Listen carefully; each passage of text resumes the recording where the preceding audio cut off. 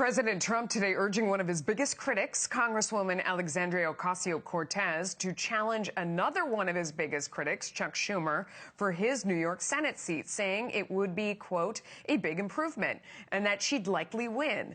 This after a senior advisor to Bernie Sanders' presidential campaign tweeted last week, just going to say something out loud that should be obvious, the fastest way to speed up the process of changing the corrupt, do-nothing, status quo protecting culture of the National Democratic Party is for AOC to defeat Chuck Schumer in a Democratic primary in 2022.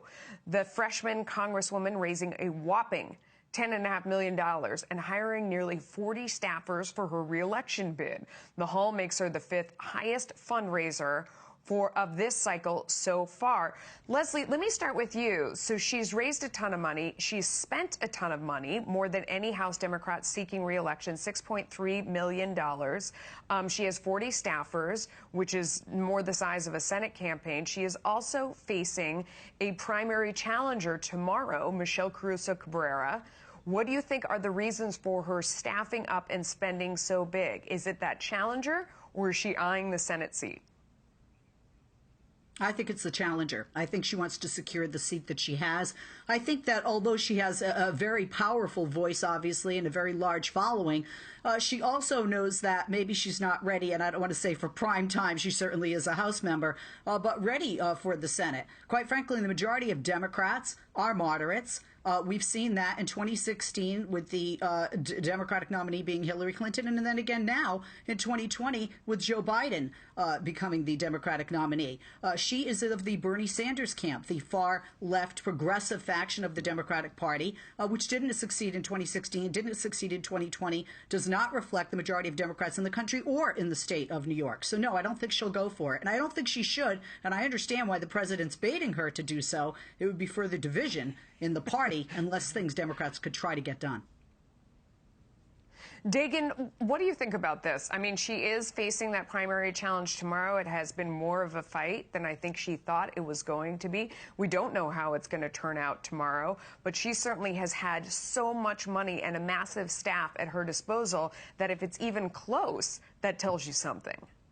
Right, and an incredible amount of media attention, whether it's TV or social media. But listening to President Trump at the rally on Saturday night, he is trying to craft this narrative that if you vote for Joe Biden, you're really voting for the radical left. And so that's why you would hear something like that from President Trump. This is a woman who wants to get rid of gasoline-powered cars, essentially. You know, take away drive those Amazon jobs out and then give a lift to lawlessness. So that's what he's up to. He's trying to say you're not voting for Joe Biden, you're voting for super left-wing liberals who are creating unrest across the country. Kennedy, it does seem like she's not going away one way or the other.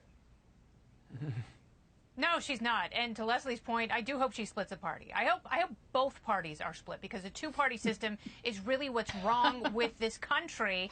And I hope she leaves the Democrat Party, and I hope she creates something new, and I do hope she beats Chuck Schumer, because they're absolutely right. The institutionalism in national politics is an abomination, and it does a great disservice, not only to individual states, but to the country as a whole. So, and I hope we are on the road to a multi-party system, because the one we have right now sucks.